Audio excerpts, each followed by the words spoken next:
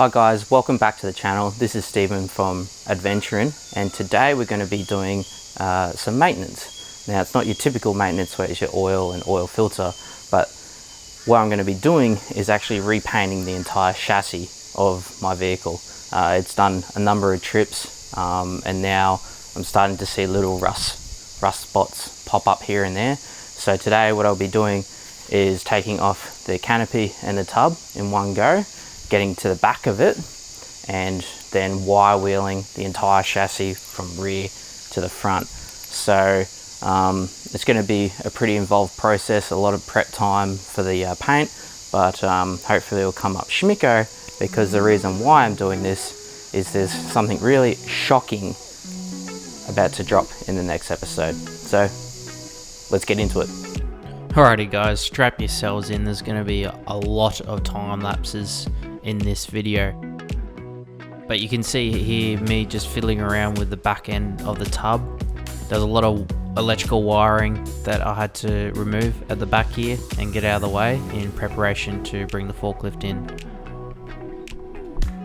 A bit of a progress report. Managed to get the tub and canopy off, and this is what I'm left with. So now it's time to drop the fuel tank, probably drop the spare wheel as well, probably remove the airbags that are previously in this, and then yeah, roll on another time lapse. So you can see me here moving the wiring loom out of the way just to get out of the way and have a nice clean working area, and then you can see me there removing the airbag assist airbags, and then from here you can see me getting the forklift and lifting the vehicle up onto some jack stands, hashtag safety, and then from there positioning the tines on the right angle to remove this tank. This is probably the third or fourth time I've removed or installed this tank, so hopefully I know what I'm doing, but each time it is always fiddly as hell.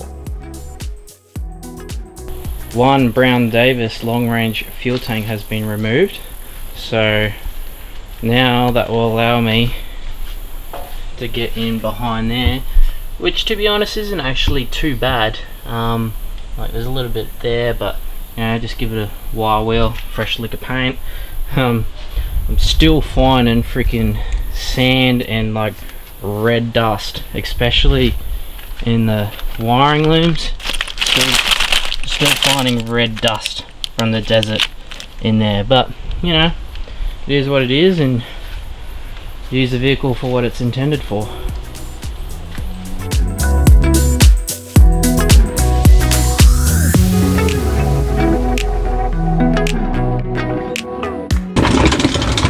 So, bit of a update report. Done pretty much the back end. Still got the whole front to do. This is not a clean job, and will take you a while, so just take your time and just go on through it. But hot tip, if you got AirPods, they fit within earmuffs, so you can listen to beats while you're jamming away. Anyway, get back into it.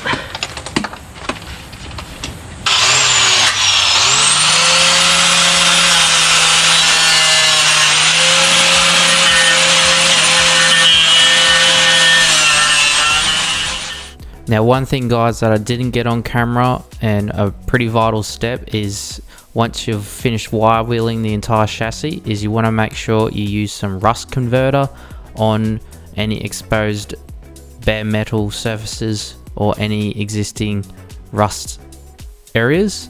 This will just help out the metal from not rusting any further.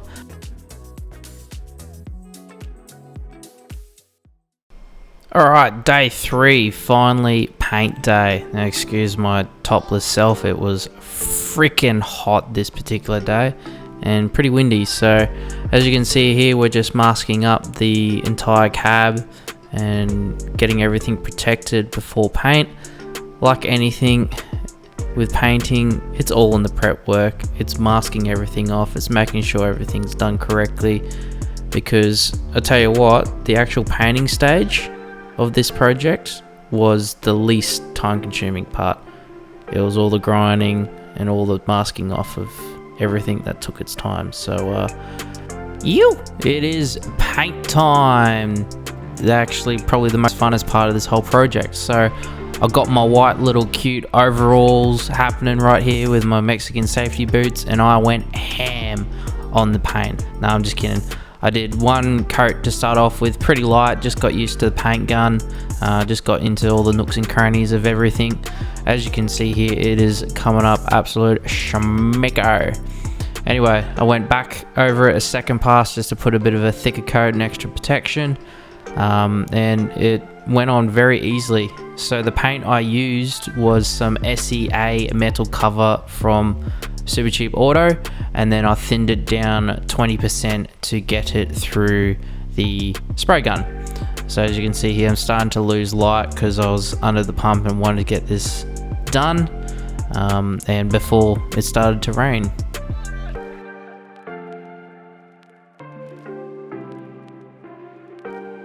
Alrighty guys, it's a few days later, and this is the final result. It looks so much better than what it was previously. It's a nice matte finish. I'll leave the link down below for the product that I use. 2 litres did the whole back end here, and then along the chassis rails, the diff, drive shaft, and then also up the front.